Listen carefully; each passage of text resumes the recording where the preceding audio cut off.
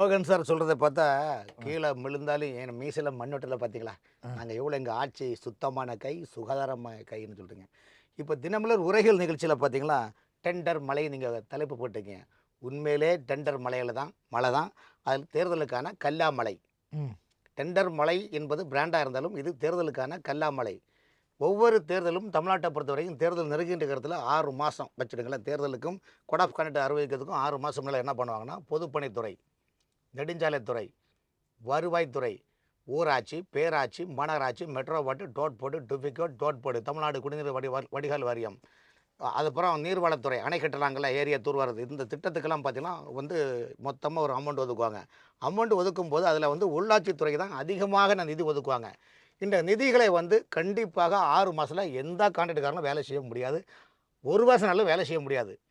ஏன் செய்ய முடியாதுன்னா, அதுக்குன்னு நிறைய பாலிசி இருக்குது. நிறைய அதை கையெழுத்து போடணும், இருக்கணும், விசாரிக்கணும், குவாலிட்டி கண்ட்ரோல் அதிகாரி கையெழுத்து போடணும். இப்படி லேயர் 1, லேயர் 2, லேயர் 3 என்பது சாலை பணிகளுக்கு லேயர் 1, லேயர் 2, லேயர் 3லாம் நிலைப்பாடு இருக்கின்றது. இப்போ ஒரு 3 மாதத்துக்குள்ளே உடனடியாக டெண்டர் ஏன் வைக்கிறாங்கன்னா, இந்த டெண்டர் சர்வீஸுக்காக அல்ல. இந்த டெண்டர் எப்படி இருக்குன்னா, அமைச்சருடைய ஆட்களுக்கு தேவையான ஆட்கள் மூலமாக இந்த டெண்டரை கொடுத்துருவாங்க. அந்த டெண்டரை கொடுக்கும்போது என்ன ஒப்பந்தம் போடுவாங்கன்னா, மாநகராட்சி, இப்போ தமிழ்நாட்டில் பார்த்தீங்கன்னா 25 மாநகராட்சி இருக்குது, 490 பேராட்சி இருக்குது, 138 நகராட்சி இருக்குது, 12,000 சில்லற ஊராட்சி மன்றங்கள் இருக்குது, 38 டிஸ்ட்ரிக்ட் மாவட்ட பஞ்சாயத்து இருக்குது, 375 சில்லற 388 யூனியன் இருக்குது. இதெல்லாம் திட்டங்களை ஒதுக்கும் போது பணிகள் 3-4 மாதம் என்ன பண்ணுவாங்கன்னா, இதை ஃபஸ்ட்டில் அவங்க என்ன பண்ணுவாங்கன்னா, ஓய்வு பெற்ற பொறியாளர்கள், ஊழலில் கைதேர்ந்த கரைகண்ட கப்பல்களை கன்சல்டேஷன் போர்வையில் அவங்கள வர வச்சு அவங்கள்ட்ட இந்த திட்டங்கள் அமௌண்ட் இவ்வளோ இருக்குது, இது எந்தெந்த டிஸ்ட்ரிக்டில் எப்படிலாம் போகலான்னு சொல்லும்போது அமைச்சருடைய பிஏக்கள், அமைச்சருடைய இருக்கிற அங்கீகாரம் பெற்ற பிஏக்கள் வர மாட்டாங்க. அமைச்சருடைய தம்பி நடந்த உதாரணத்துக்கு சென்னை மாநகராட்சி நகர்ப்புற அமைச்சர் நேரு. அப்போ சென்னை மாநகராட்சிக்கு அமைச்சர் நேரு தானே? நேரு இல்லை. நேருடைய உறவினர் நடத்தக்கூடிய ட்ரூ வேல்யூ ஹோம் நிறுவனத்தில் பணியாற்றக்கூடிய 5 ஊழியர்களை சேர்ந்து சென்னை மாநகராட்சியை பாத்தி கட்டுறாங்க. பாத்தி கட்டும் போது எந்தெந்த டெண்டர் யார் கொடுக்கலாம்? உதாரணத்துக்கு பஸ் ரோட்டு, இப்போ அண்ணன் சொன்னார்ல, மோகன் அண்ணன், சாலை பணிகள். இந்த சாலை பணிகளுக்கு பேர் பிஆர்ஆர்னு சொல்லுவாங்க. பிஆர்ஆர் பஸ் ரூட்டுன்னு அந்த ரோடுக்கு திட்டத்துக்கு பேர். அதே போல் மழைநீர் கால்வாய், ஸ்ட்ராங் வாட்டர் ஸ்கீம் சொல்லுவாங்க. அப்போ மழைநீர் கால்வாய், அது மாதிரி பில்டிங்ஸ் ஒர்க்கு, கட்டிடங்கள் புதுசாக கட்டுறது, பழைய கட்டங்களை ஓஎன்டம் பணி மேற்பார்வை செய்கிறது, அதே போல் பாலங்கள் திட்டங்கள், இதுக்கு எல்லாமே சிஇ, எஸ்சி, இஇ, உதவி செயற்பொறியாளர், ஏஇலாம் உண்டு. இதில் என்ன பண்ணாலும் டோட்டலாக ஃப்ளாப்பாக கமிஷனரை உட்காந்துக்கிட்டு கமிஷனருக்குள்ள 2% கமிஷன், டிசி ஒர்க்ஸுக்கு 2% கமிஷன்.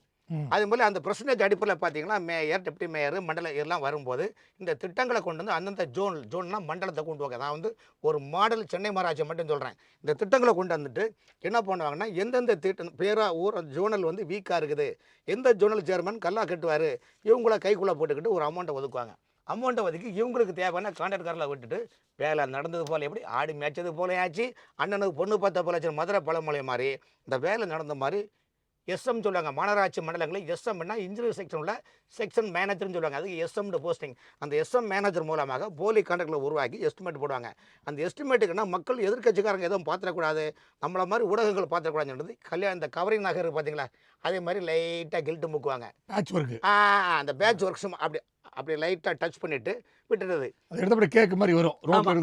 பேட்ச் மாதிரி அப்படியே வாரி எடுத்துடலாம். எடுத்த மாதிரி வந்தோம்னா இதுனா ஓகே, வேலை முடிஞ்சிட்டு பாருன்னா எஸ்டிமேட் போட்டு. இதுக்கு தணிக்கைத்துறைக்கு தனி 5% ஒதுக்குவாங்க. ஆனால் இப்போ தணிக்கைத்துறையினுடைய செக்ரட்டரி, அடிஷனல் செக்ரட்டரியான அருள் சுந்தர் தயாளன் இந்த மாதிரி ஊழலுக்கு செக்கு வச்சுட்டாரு. அதெல்லாம் ஆடிட்டிங்லாம் கம்ப்யூட்டர் மூலமாக ஆன்லைன் மூலம் ஆடிட் பண்ணிவிடுங்க, நீங்கள் போய் ஜாயின் ஷீட்டிங் பண்ணி அதை ஜாயின் ஷீட்டிங் பண்ண வேண்டாம் என்ற நிலைப்பாடு செக்கு வச்சுட்டாங்க. அவ்வளோதான்.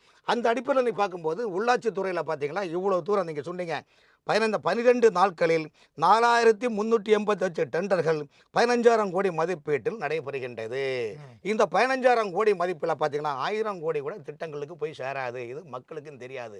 காரணம் என்னவென்றால் தமிழ்நாட்டில் 67 இன்னைக்கு வரைக்கும் அதிமுக, திமுக மாறி மாறி தான் ஆட்சி வருது.